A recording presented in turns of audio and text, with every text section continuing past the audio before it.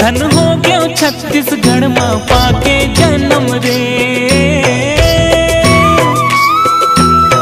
खेती किसानी संगी मोर करम रे।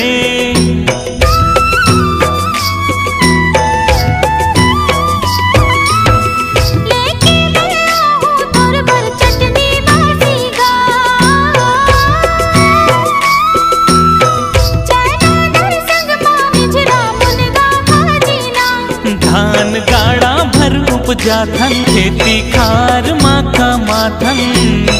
नांगर बैला संग रे रापा कोदारी जाथन रोज धर के।